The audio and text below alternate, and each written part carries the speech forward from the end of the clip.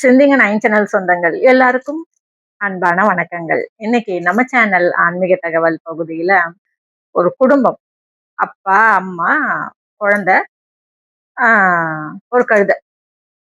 இந்த அப்பாவும் அம்மாவும் அந்த கழுதை மேல பொதிகளை வச்சு அந்த ஊர் ஃபுல்லா இருக்கக்கூடிய அந்த மக்களினுடைய துணிகளை துவைச்சு தர்றதுதான் இந்த தம்பதிகளினுடைய வேலை. அந்த குழந்தை சின்ன பையன், அவனை கூட கூட்டிகிட்டே போவாங்க. இந்த பொதிய அந்த கழுதை மேல வச்சுடுவாங்க. சில நேரங்கள்ல இந்த பையனையும் அந்த கழுதை மேலேயே உட்கார வச்சு இந்த தம்பதிகள் அந்த ஆற்றுக்கு போவாங்க. அவர் என்ன பண்ணுவாரு, ஆத்துல தன்னுடைய மனைவி அங்க விட்டுருவாரு. விட்டுட்டு இந்த பொதிகளையும் அங்க கொடுத்துருவாரு.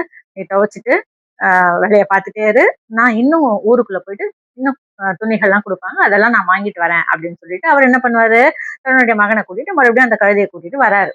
அப்படி வரும்போது அப்பாவும் பிள்ளையும் கையை பிடிச்சி நடந்து பேசிக்கிட்டே வராங்க. கழுதையும் பக்கத்துலயே வருது.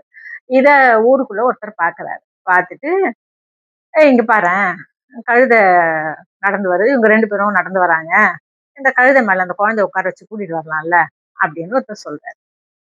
இத பார்த்த உடனே இந்த அப்பா என்ன பண்றாரு, தன்னுடைய பிள்ளைய அந்த கழுதை மேல உட்கார வச்சுட்டு கூட்டிட்டு வர்றாரு. இன்னும் கொஞ்சம் தூரம் போன உடனே இன்னொருத்தர் பாக்குறாரு. பார்த்துட்டு, ஏன்பா கழுதை மேல போயிட்டு குழந்தைய உட்கார வச்சு கூட்டு போற அப்படின்ன உடனே, சரி அந்த குழந்தைய இறக்கிட்டு மறுபடியும் நடந்து போயிட்டே இருக்காரு. இன்னும் கொஞ்சம் தூரம் போன உடனே, ஏன்பா அந்த கழுதை சும்மா தானே போகுது, அது மேல உட்கார்ந்துட்டு போலாம்ல அப்படின்னும் போது, அப்போ அந்த பையன் சொல்றான், அப்பா நான் உட்காரும் போதும் இவங்க அப்படிதான் சொன்னாங்க, இந்த வாட்டி நீ உட்காந்து வாப்பா அப்படின்னா. உடனே அவர் என்ன பண்றாரு, கழுதை மேல உட்காந்துட்டாரு, வந்துகிட்டே இருக்கிறாரு. உடனே அந்த ஊர்ல ஒருத்தர் பாக்குறாரு, ஏன்பா குழந்தை நடந்து வருது, நீ என்னவோ கழுதை மேல உட்காந்துக்கிட்டு வர, என்னப்பா நீ அப்படின்றாங்க. உடனே அவர் என்ன பண்றாரு, இறங்கிட்டு மறுபடியும் தன்னுடைய பையனையும் உட்கார வச்சுட்டு தானும் ஏறி உட்காந்துட்டு 2 பேருமே நடந்து வந்துட்டே இருக்கிறாங்க.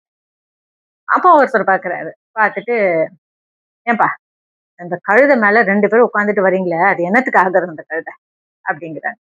உடனே சரின்னு சொல்லிட்டு அந்த கழுதையில இருந்து இறங்கிட்டு இவங்க 2 பேரும் என்ன பண்றாங்க, அந்த கழுதைய மேல தூக்கிக்கிட்டு அந்த அப்பா நடந்து வர்றாரு.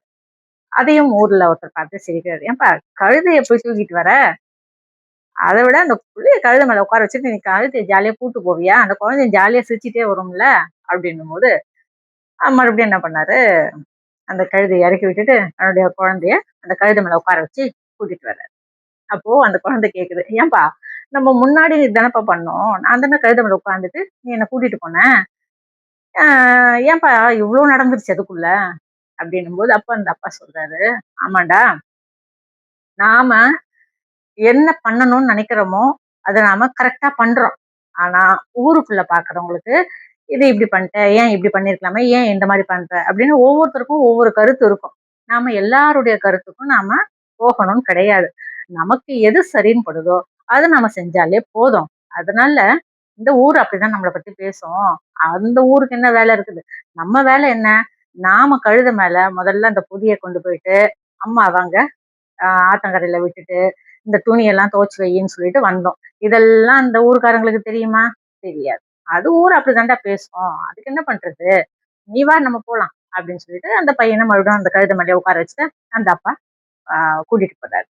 ஆக இந்த கழுதையை அந்த அப்பாவும் அந்த பையனும் எந்த சூழ்நிலையில கூட்டிட்டு வராங்க அப்படின்றது, இதற்கு முன்னாடி என்ன நடந்தது அப்படின்றது ஊர் மக்களுக்கு யாருக்குமே எதுவுமே தெரியாது. ஆனா பார்த்த உடனே ஊர் மக்கள் ஒவ்வொருத்தரும் ஒண்ணு சொல்ல ஆரம்பிச்சாங்களா, ஏன்பா குழந்தை உட்கார வச்சு போக வேண்டியது தானே அப்படின்னு ஒருத்தர், ஏன்பா குழந்தை அது நல்லா துள்ளி துள்ளி நடக்கும், நீ உட்காந்து போக வேண்டியது தானே அப்படின்னு ஒருத்தரும், இன்னொருத்தர் ஏன்பா கழுதை சும்மா தானே போதும், 2 பேரும் அதுல உட்காந்து போலாமே அப்படின்னு ஒருத்தரும் மாத்தி மாத்தி சொன்னாங்க. ஆக நம்மளை சுத்தி 100 பேர் இருந்தாங்கன்னா 100 பேரும் 100 விதமான கருத்துக்கள் சொல்லதான் செய்வாங்க. ஆனா நமக்கு தான் நாம எதை செய்யணும் அப்படின்ற தெளிவு நம்ம கிட்ட இருக்கணும் இல்லையா? அதனால நீங்க எதை செஞ்சாலும் அது உங்களுக்கு திருப்தியா இருக்கா, உங்க குடும்பத்துக்கு அது நன்மை தரதாக இருக்கா, அவ்வளவுதாங்க. அதை நீங்க தைரியமா செய்யுங்க. சரிங்களா? மீண்டும் வேறொரு பதிவோடு சந்திக்கும் வரை வணக்கம்.